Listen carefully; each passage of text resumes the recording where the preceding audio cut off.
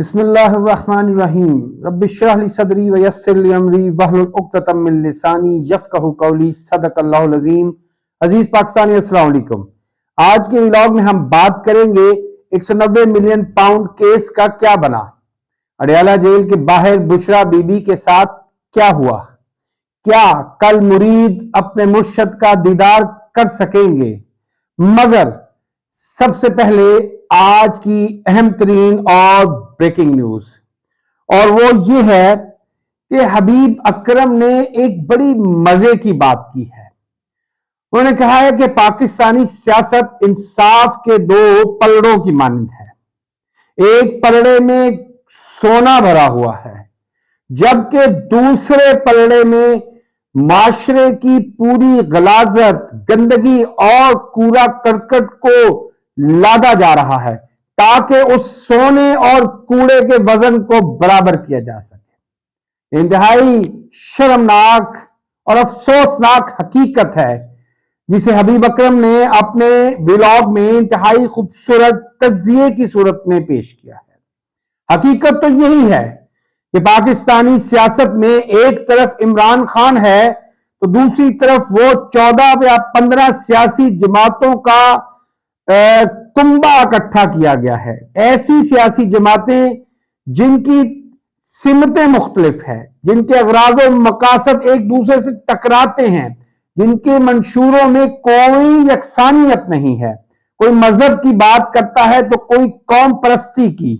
کوئی سوشلزم کی بات کرتا ہے تو کوئی جاگ پنجابی جاگ تیری پگ کو لگ گیا داغ جیسے نعرے بلند کرتا ہے۔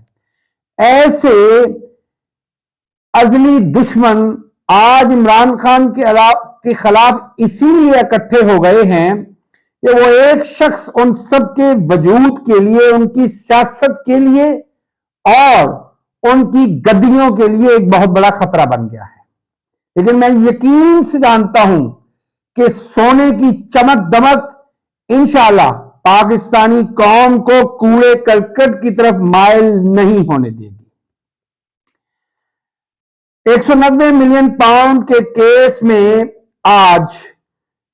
نیب نے پوری کوشش کی، ہر قسم کا جتن کیا، مگر جسٹس بشیر نہ مانے۔ نیب جو کہ 10 دن کا جسمانی ریمانڈ لے چکا تھا، کل نیب کی 3 ٹیموں نے 8 گھنٹے سے زیادہ عمران خان سے تفتیش کی، مگر کچھ حاصل نہ ہوا۔ حاصل ہو بھی تو آخر کیسے؟ المشرق بینک لندن کی سٹیٹمنٹ اور جواب کے بعد تو یہ کیس بڑھ چکا ہے، یہ کیس ورچولی ختم ہو چکا ہے۔ جب مشرق بینک کہہ چکا ہے کہ 190 ملین پاؤنڈ سرکار پاکستان کا نہیں تھا بلکہ یہ ملک ریاض اور اس کے خاندان کا ذاتی پیسہ تھا، اور برطانیہ کی نیشنل کرائم ایجنسی نے اس پیسے کو ٹرانسفر کرنے کا آرڈر نہیں دیا تھا بلکہ انہوں نے ملک ریاض کے اکاؤنٹس کو ڈی فریز کر دیا تھا، اور پھر ملک ریاض کے کہنے پر اس پیسے کو سپریم کورٹ آف پاکستان کے اکاؤنٹ میں ٹرانسفر کیا گیا۔ حقیقت تو یہ ہے کہ اگر اس ملک میں واقعی آئین اور قانون کی پاسداری ہو رہی ہوتی، آئین اور قانون کا کچھ لحاظ کیا جا رہا ہوتا تو یقیناً یہ کیس اب تک خارج ہو چکا ہوتا، مگر بدبختگی کی انتہا یہ ہے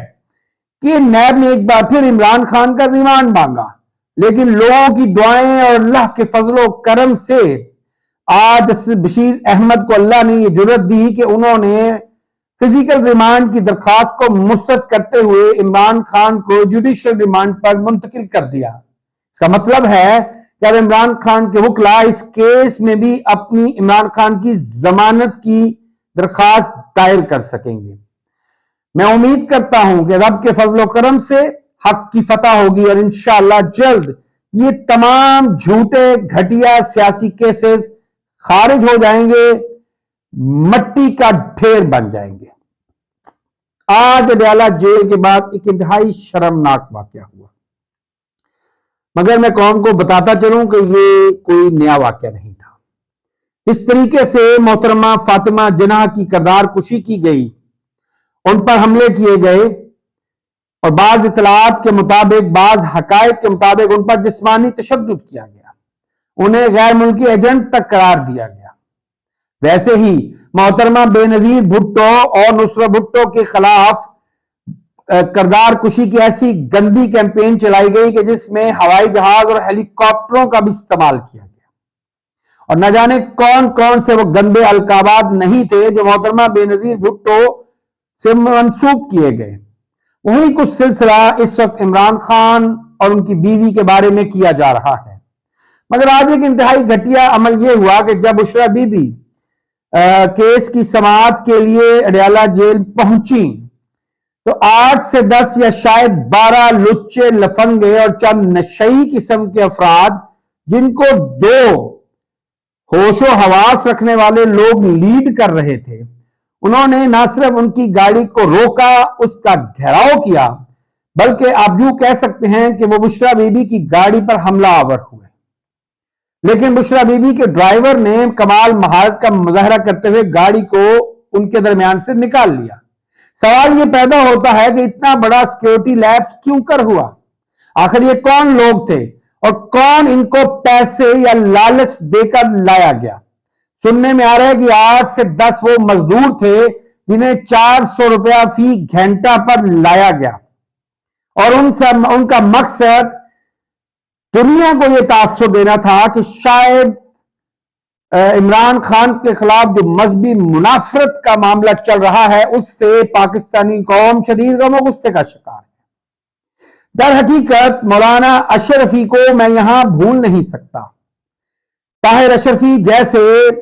لعنتی کردار جنہیں دیندار کہنا دین کی توہین کے مترادف ہے،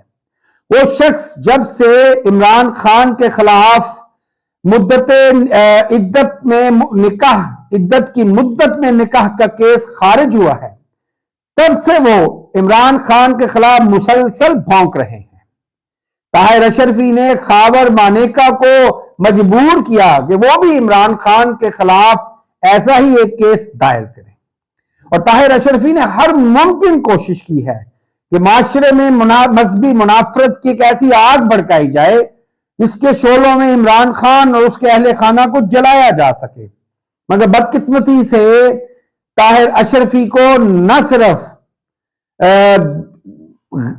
نادیدہ قوتوں کی سرپرستی حاصل ہے،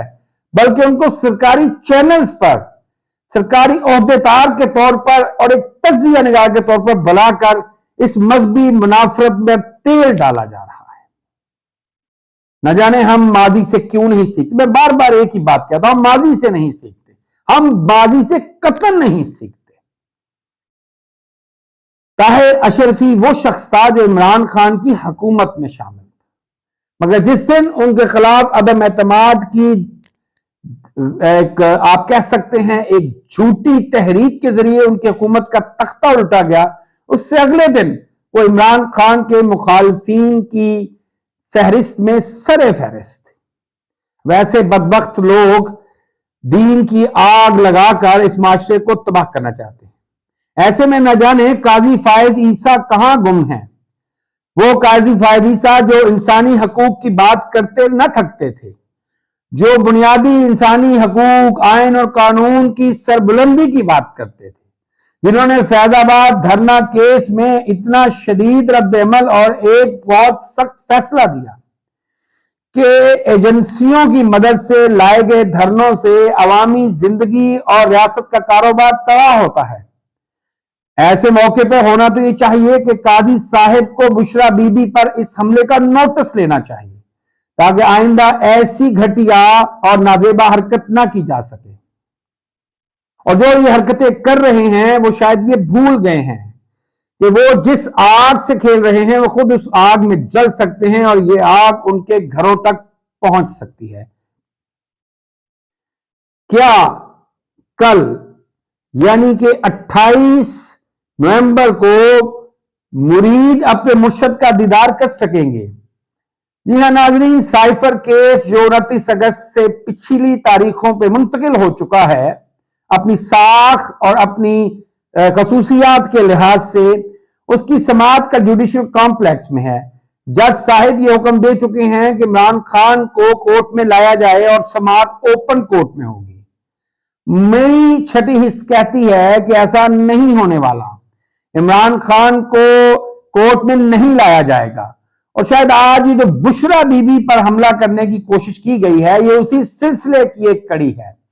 ताकि अदालत के सामने ये कहानी और झूठ गढ़ा जा सके कि चूंकि इमरान खान के इद्दत की मुद्दत में निकाह की वजह से अवाम बहुत गुस्से में है, इस वजह से उनको अदालत में पेश करने से अमन व अमान का मसला खड़ा हो सकता है। दर हकीकत पाकिस्तान की सियासी अशराफिया और कठपुतली सरकार इमरान खान के नाम से ही खौफजदा है। इमरान खान के नाम से उनकी टांगें लरजती हैं। और पिछले चंद दिनों में चारसद्दा, मर्दान, दीर, करक, एबटाबाद और खैबर एजेंसी में जो अजीम शान वर्कर्स कन्वेंशन या अवामी इज्तिमात का इनकाद हुआ है, उसने तो उनकी रातों की नींदें उड़ा कर रख दी हैं। वो शदीद मुस्तरब हैं।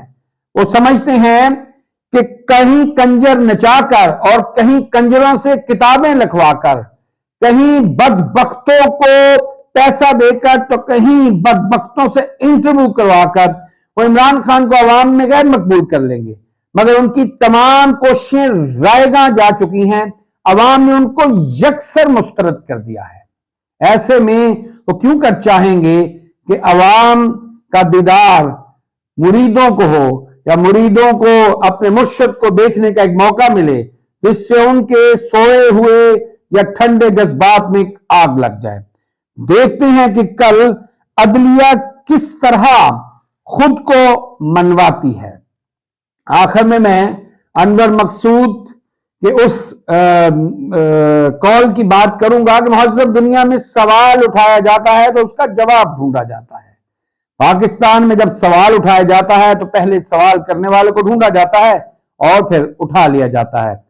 शुक्रिया, अस्सलाम।